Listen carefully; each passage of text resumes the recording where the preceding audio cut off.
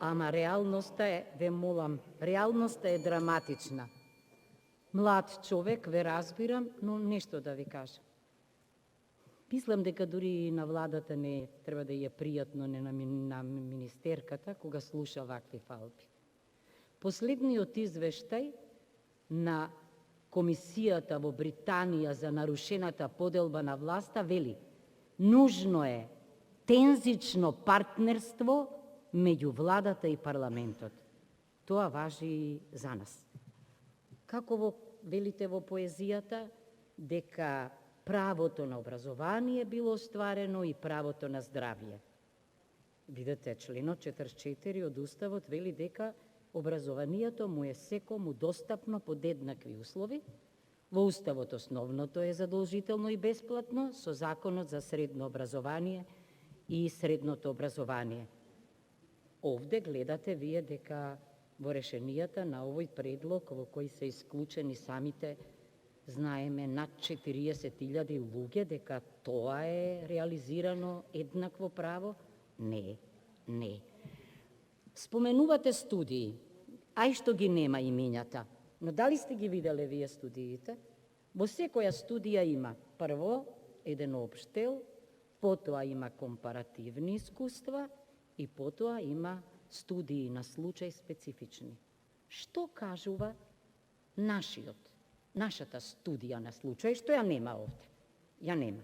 Кажува дека сме сончева земја. Па знаете што? Во таква земја требаше да почнат училиштата пред сите други. Не на 1. октомври, не на 1. септември, порано. По улица ни се децата. Јас напишав на едно место: зошто не се сетивме за така нареченото учење низ игра или учење со забава, за повозрасните, за средношколците, учење низ диалог, Сократов метод? Зошто не ги искористивме плоштадите, школските дворови, парковите? Ке го засакаа образованието. Ке го засакаа образованието. Значи, не верувам дека е инклузивен модел, ако не се вградени нивните интереси овде.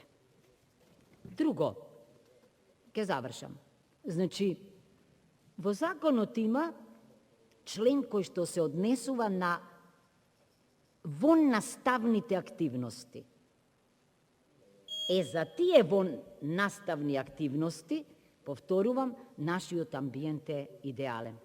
Многу звучи егоцентрично да велите ова е најсовршеното нешто. Јас не верувам дека министерката верува во тоа или дека е ова идеален процес. Ве молам, не.